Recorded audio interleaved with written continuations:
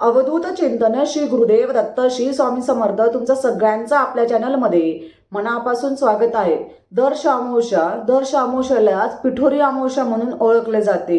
आपल्या घरामध्ये दुःख, अडचणी, संकट, नजरबाधा झालेली असेल, तुमच्या घरामध्ये नेहमी वादविवाद होत असतील किंवा अडचणी असतील, तुमच्या घरामध्ये नेहमी कटकट, भांडण, तंटा ह्या गोष्टी होत असतील, तर ह्या दिवशी छोटे मोठे उपाय केल्याने ह्या सगळ्या गोष्टी आपल्या घरातून निघून जात असतात।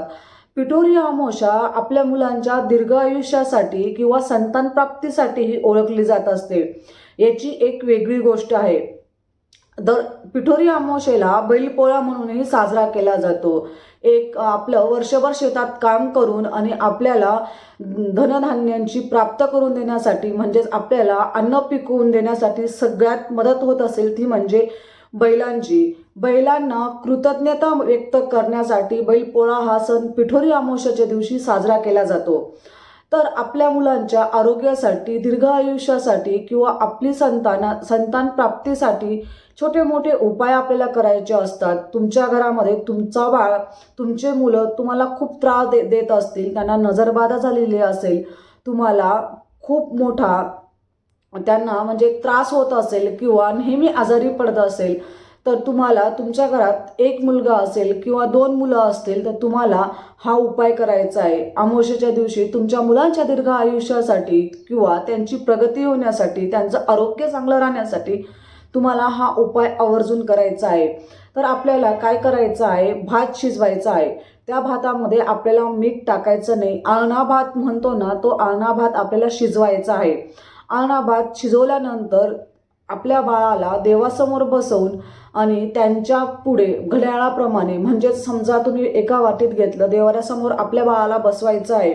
त्या वाटीमध्ये भात ठेवल्यानंतर भात तुम्हाला असं ओवाळायचं आहे। ओवाळून फक्त म्हणायचं आहे की श्री स्वामी समर्थ, श्री स्वामी समर्थ, श्री स्वामी समर्थ। तुम्हाला असं 7 वेळा करायचं आहे किंवा तुम्ही 3 वेळेसही करू शकतात।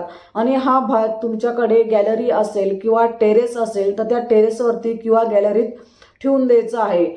हा उपाय केल्याने आपल्या बाळाला दीर्घ आयुष्यासाठी चांगलं असतं आणि आरोग्यासाठी, त्यांना नेहमी ते आजारी पडत असतील तर ह्यासाठी ह्या गोष्टी तुम्ही करणं खूप गरजेचं आहे। कारण की याच्यापासून आपल्या मुलांचं आयुष्य, नजरबाधा, सगळ्या गोष्टी ज्या असतात त्या निघून जात असतात आणि आपल्याला तो भात गॅलरीमध्ये, तुमची जागा असेल तर गॅलरीमध्ये तो भात ठेवून द्यायचा आहे। पक्षी वगैरे ते खाऊन जातील, नाहीतर तुम्हाला तो भात टेरेसवरती ठेवून यायचा आहे। तुमच्या इथं टेरेस असेल तर टेरेसवरती ठेवा, गॅलरी असेल तर गॅलरीत ठेवा, खिडकी असेल तर खिडकीत ठेवून द्या, जेणेकरून त्या पक्षी खाऊन जातील आणि तो पक्षींना आपण देऊ शकतो।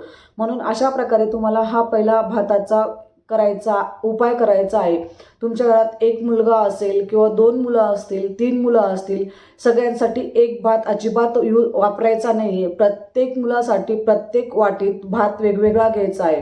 तुमच्या घरात तर 2 मुलं असतील तर 2 वाटींमध्ये भात घेऊन प्रत्येकाला वेगळं बसवून किंवा तुम्ही दोघांना एकदा बसवून आणि मग तो भात ओवाळून घ्यायचा आहे आणि टेरेसवरती किंवा गॅलरीत आपल्याला तो ठेवायचा आहे। आपल्या घरावरती स्वतःचं घर असेल, भाड्याच्या घरात आपल्याला करता येऊ शकत नाही, तुमचं स्वतःचं घर असेल तर स्वतःच्या घरामध्ये आपल्याला आपल्या घरावरनं नारळाचा उतारा करायचा आहे। ज्या घरामध्ये नारळाचा उतारा केला जातो किंवा आपल्या घरामध्ये खूप अडचणी असतील, नकारात्मक ऊर्जा असतील, नेहमी तुमच्या घरात भांडणं होत असतील, तर सगळ्यात सुंदर हा उपाय, तुम्ही दर अमावस्येला हे उपाय करू शकतात। म्हणून तुम्हाला आवर्जून सांगेल की उद्या पिठोरी अमावस्या आहे। पिठोरी अमावस्याच्या दिवशी आपल्या मुलांसाठी हा एक उपाय आणि आपल्या घरासाठी हा एक उपाय तुम्ही आवर्जून करा। तुम्हाला काय करायचं, एक नारळ घ्यायचा आहे, दुकानातनं तुम्ही नारळ घेऊन यायचा आहे। नारळ आणल्यानंतर तुम्हाला म्हणजे आपला जो मेन डोअर असतो, मेन डोअरच्या बाहेर उभं राहायचं आहे आणि आपल्याला दरवाजाला 7 वेळेस नारळ असा हातात घेऊन आपल्या उंबऱ्यापासून असं गोल हे करून श्री स्वामी समर्थ, श्री स्वामी समर्थ, श्री स्वामी समर्थ असं आपल्याला त्याचा उतारा करायचा आहे। आणि तो तुम्ही कचऱ्यात टाकू शकतात किंवा ज्यांचा पाय पडणार नाही किंवा कोणाला दिसणार नाही अशा ठिकाणी तो तुम्हाला नारळ टाकून द्यायचा आहे, जेणेकरून दुसऱ्यांना आपल्याला त्रास होईल अशा ठिकाणी टाकू नका। कारण की आपण तो उतारा केलेला असतो, नाही तर डायरेक्टली कचरा गाडी येत असेल तर कचऱ्यात तुम्ही आवर्जून टाकू शकतात। तर पिठोरी अमावस्येच्या दिवशी आपल्याला पितरांसाठी सगळ्यात जास्त उच्च कोटीची सेवा म्हणजे पितरांची सेवा. तुम्ही दक्षिणेला एक चारमुखी दिवा करून पिठाचा पीठ घ्यायचा आहे आणि चारमुखी दिवा करून आपल्याला संध्याकाळी लक्ष्मी येण्याच्या वेळेस आपल्याला चारमुखी दिवा करायचा आहे. इथे मी स्क्रीनवर तुम्हाला लावून देईल. तसा चारमुखी आपल्याला दिवा करायचा आहे. 4 वाती चारही दिशेंना पाहिजे आणि तो दक्षिण बाजूला आपल्याला तो पितरांसाठी म्हणजे संध्याकाळी असं म्हणतात की अमावस्येच्या वेळेस पित्र हे पृथ्वीवर भ्रमण करत असतात आणि आपल्याला आशीर्वाद देण्यासाठी येत असतात. म्हणून अमावस्येच्या दिवशी तुम्ही हा म्हणजे पिठाचा जो दिवा केलेला असेल किंवा तुम्ही पंथी पण ठेवली तरी चालणार आहे. पण मग चारमुखी दिवा केला तर अतिउत्तम. नाही जमला किंवा मग पंथीमध्ये 4 वाती ठेवून चारही दिशेंना वाती जातील असं तुम्हाला करायचं आहे आणि तो दिवा आपल्याला उंबऱ्याच्या बाहेर किंवा मग तुमची ज्या ठिकाणी दक्षिण बाजू असेल त्या ठिकाणी तुम्हाला तो दिवा ठेवायचा आहे. त्याच्यानंतर तुम्हाला सकाळीच तुम्हाला लवकर उठायचं आहे आणि सकाळीच तुम्ही लवकर उठल्यानंतर तुम्हाला आंघोळ झाल्यानंतर देवपूजा करण्याच्या आधी आपल्याला नित्यसेवेच्या पुस्तकामध्ये पितृस्तोत्र म्हणून एक स्तोत्र आहे, ते आपल्याला देवपूजा करण्याच्या आधी एक आसन घ्यायचं आहे. आसनावरती बसून दक्षिण बाजूला आपलं तोंड यायला पाहिजे आणि त्या दक्षिण बाजूला बसून आपल्याला आपल्या पितृंसाठी पितृसेवा करायची आहे. म्हणून मग आपण ते पितृस्तोत्र म्हणून आपण पितृंसाठी एक सेवा करायला पाहिजे. तुम्ही ह्या सेवा अमावस्यालाही करू शकतात. दिव्याची ही अमावस्येच्या दिवशीच करायची असते आणि तुम्ही पितृसेवा किंवा पितृस्तोत्र हे आपल्याला रोज देवपूजा करण्याच्या आधी आपल्याला पितृस्तोत्र म्हणून पितृंच्या समर्पित एक ही छोटीशी सेवा आहे, ती सेवाही तुम्ही उद्यापासून चालू करू शकतात. आणि ही सेवा केल्याने आपल्याला पितरांचा आशीर्वाद असतो आणि पितरांसाठी आपल्याला पितरांची नेहमी आपल्यावरती आशीर्वाद राहण्यासाठी किंवा एक कृतज्ञता व्यक्त करण्यासाठी आपल्याला पितृस्तोत्रमचं पठण करून आपण एक छोटीशी त्यांना समर्पित सेवा करू शकतो.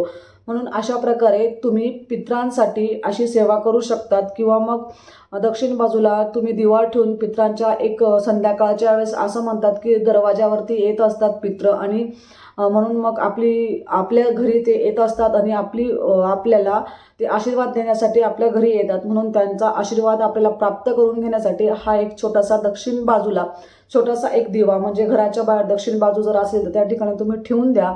आणि किंवा मग नसेलही तरी पण मग दरवाजावर तुम्ही असा चारमुखी दिवा करून ठेवू शकतात. तर अशा प्रकारे साध्या सोप्या सेवा तुम्ही करू शकतात आणि साधी सेवा सोपी सेवा तुम्ही नक्कीच आवर्जून उद्या पिठोरी अमावस्येला करू शकतात. उद्या देव सगळे धुवून स्वच्छ करून ठेवा. म्हणजेच तुम्हाला जाळं आळं सगळं घरातलं जे काही असेल ते काढून आणि आपलं घर स्वच्छ करा. अमावस्येला दरिद्री ही अलक्ष्मी बाहेर काढायची असते आणि आपल्या घरामध्ये लक्ष्मी प्राप्त करून घेण्यासाठी किंवा घरात स्थायिक राहण्यासाठी आपल्याला साफसफाई करायची असते आणि अलक्ष्मीला दारिद्र्य हे बाहेर काढून टाकायचं असतं. म्हणून अशा प्रकारे आपल्याला अमावस्या साजरी करायची असते.